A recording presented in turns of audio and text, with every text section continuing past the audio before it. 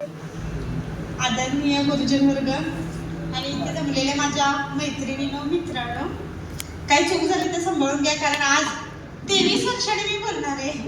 इतके वर्ष या शिक्षण क्षेत्रातच नव्हते, त्यामुळं चुकलं तर सांभाळून घ्या. गुरुर्ब्रह्मा गुरुर्विष्णू गुरुर्देव महेश्वरा, गुरु साक्षात परब्रह्म तस्मै श्री गुरुवे नमः.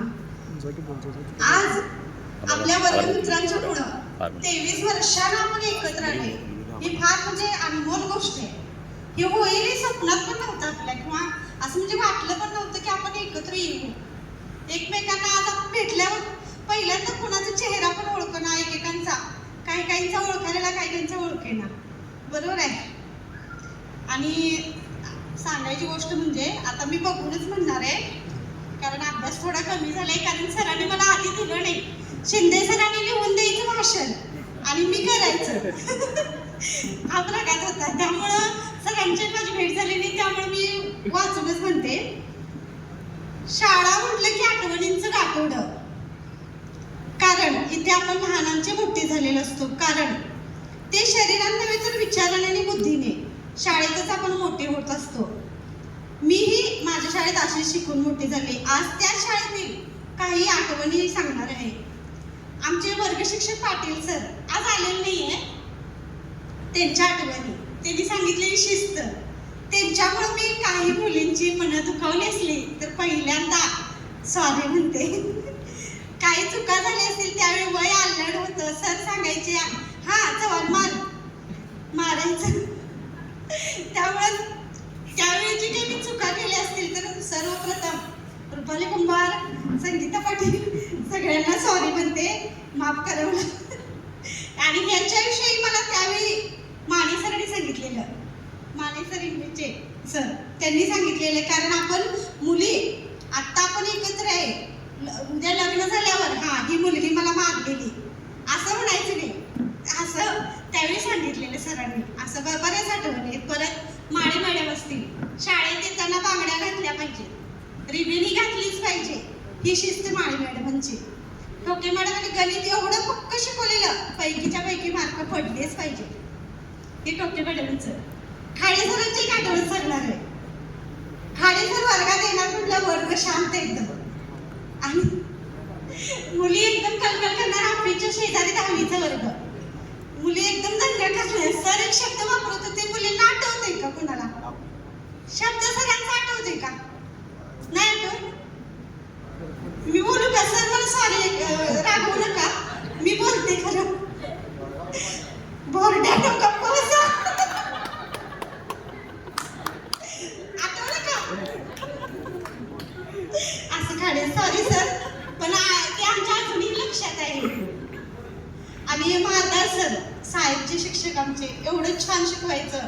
एक दिवशी मी अभ्यास केलेला असून वही आणलेली नव्हती, अशी कानाखाली लावलेली, ते अजून लक्षात आहे. परत आयुष्यात विसरणार नाही, असं म्हणजे शिस्त चांगली लावली. शिंदे सर आणि माळे मॅडम, शिंदे सरांनी लिहून द्यायचा आणि जाईल तिथं भाषण करून यायचं, नंबर आलाच पाहिजे.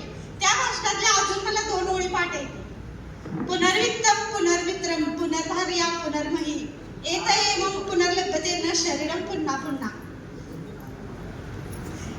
व्यसनाधीनता याच्यावरती दिलेलं भाषण लिहून सरांनी. असं म्हणजे भरपूर सांगण्यासारख्या आठवणी आहेत, आणि त्यांच्यामुळे मला जिल्हास्तरीयपर्यंत जाता आलं. एवढं म्हणजे त्या आठवणी शाळेतल्या विसरता येणं शक्यच नाही. ते दिवस परत यायला पाहिजेत असं वाटते. परत मराठी शाळेतल्या भंडार मॅडम, त्यांनी पण मुलींना लगेच लग्न करू नका, लग्न झाले की सगळं संपते. पण आता आमच्या आई वडीलच ऐकत नव्हते, आणि त्यावेळी आपल्याला बोलता पण येत नव्हतं की बाबा हा हे लग्न करायचं, हा लगेच करा, नाही म्हणता येत नव्हतं. आत्ताच्या मुली काय म्हणतात, मी लग्न करणार नाही, पण त्यावेळी आम्हाला बोलता येत नव्हतं एवढं असं. त्यामुळं माने सर म्हटले नाही आम्ही मोठे होऊ शकलो नाही सर, पण आयुष्यात आता एवढं कणखरपणे लढतोय. म्हणजे कुसुमाग्रजांची कविता आहे, मोडून पडला संसार तरी मोडला नाही कणा, पाठीवरती हात ठेवून नुसतं लढ म्हणा, असं आहे. म्हणजे त्याच्यामुळे काय करता आलं नाही, पण एक खंबीरपणा तुम्ही दिला शिक्षकांनी सर्व. त्यामुळे आम्ही आयुष्यात आता जिथं आहे तिथं मस्त आहे. मुलांच्याकडनं करून घ्यायची अपेक्षा आम्ही करतोय, आहे चालू आहेत प्रयत्न. परत आता एक कविता म्हणतोय, जास्त काही वेळ देत नाही. बोर होते का? मग असे खूप अविस्मरणीय दिवस आहेत ते शाळेतले. शाळा म्हणजे शिदोरी, शाळा म्हणजे देवालय, जिथे आपण घडतो, शिकतो, यशस्वी होतो. खरंच पुन्हा येतील का ते दिवस? भेटतील का त्या मैत्रिणी? भेटतील का ते मित्र? आता एक कविता म्हणतो, मला आवडल्या. आता तुम्हाला आवडते का बघा, बोलत नसले तर म्हणतो, ठीक आहे. मला पुन्हा एकदा तरी शाळेत जायचंय, धावत जाऊन माझ्या बाकावर बसायचंय. रोज सकाळी खड्या आवाजात राष्ट्रगीत म्हणायचंय. नव्या वहीचा वास घेत पहिल्या पानावर छान अक्षरात आपलं नाव लिहायचंय. मला पुन्हा एकदा शाळेत जायचंय. मधली सुट्टी होताच वॉटर बॅग सोडून नळाखाली हात घालूनच पाणी प्यायचंय. कसा बसा डबा संपवत तिखट मीठ लावलेल्या चिंचा, बोरं, पेरू, काकडी सगळं खायचंय. उद्यापासून शाळेला सुट्टी मिळेल का? उद्या पाऊस पडून शाळेला सुट्टी मिळेल का हा विचार करून झोपी जायचंय. अनपेक्षित सुट्टीच्या आनंदासाठी मला पुन्हा एकदा शाळेत जायचंय. घंटा व्हायची वाट बघत का असेना मैत्रिणीशी गप्पा मारत बसायचंय. घंटा होताच मित्रांची कोंडाळी करून सायकलची रेस लावून घरी पोचायचंय. खेळाच्या तासाला तारेच्या कुंपणातल्या 2 तारामधून निघून जायचंय. अनपेक्षित सुट्टीच्या आनंदासाठी मला पुन्हा एकदा शाळेत जायचंय. दिवाळीच्या सुट्टीची वाट बघत 6माही परीक्षेचा अभ्यास करायचाय. दिवसभर किल्ला बांधून मातीत लोळून पण हात न धुता फराळाच्या ताटावर बसायचंय.